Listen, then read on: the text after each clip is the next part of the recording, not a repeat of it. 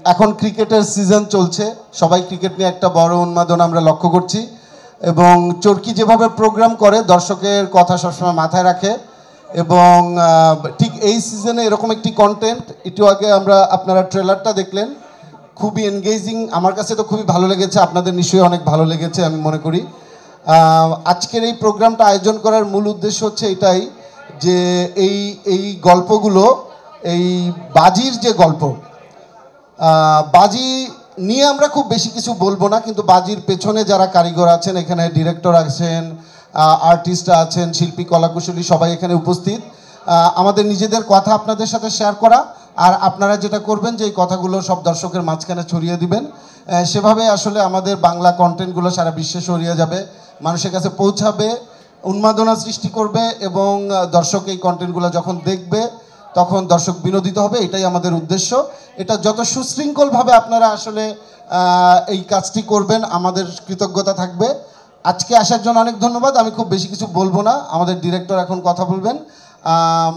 একটা জিনিসই বলার যে আপনারা যে কোনো নিউজই করেন না কেন, একটা নিউজের নেগেটিভ অ্যাঙ্গেল তৈরি করা যায়, পজিটিভ অ্যাঙ্গেল তৈরি করা যায়, কন্টেন্ট নিয়ে কথা বলা যায়, নানান কিছু করা যায়, কিন্তু আমরা আশা করব যে এই কন্টেন্টের মূল বিষয়বস্তু নিয়ে আপনারা কাজ করবেন, এই কন্টেন্টের মূল বিষয়বস্তু তুলে ধরবেন এবং কি বলতে চাওয়া হয়েছে বাজি নিয়ে যখন কন্টেন্টটা দেখা হবে, তখন পোস্ট রিভিউ যখন শুরু হবে আপনারাই রিভিউ করবেন, সেখানে যেন কেন বাজির জন্য আমাদের কি ক্ষতিগ্রস্ত হচ্ছে আমাদের ক্রিকেট অঙ্গন, সারা পৃথিবীর ক্রিকেট অঙ্গন, সেইটার পজিটিভিটি তুলে ধরবেন।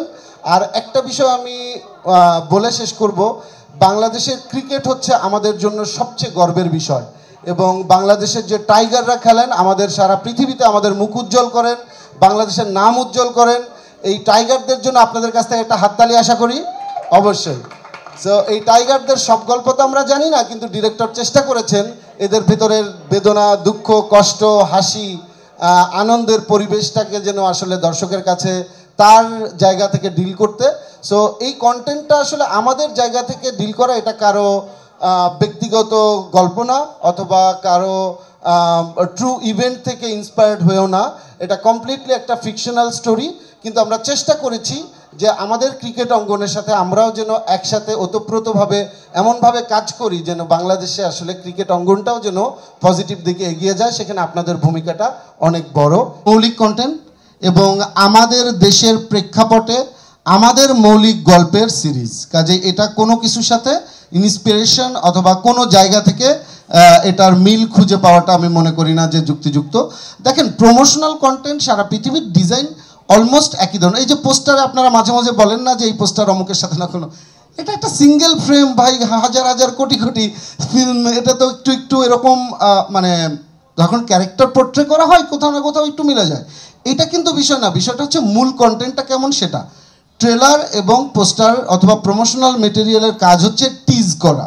এই ট্রেলারটা দর্শককে কতটা টিজ করছে সেটা আসলে মূল উদ্দেশ্যটা।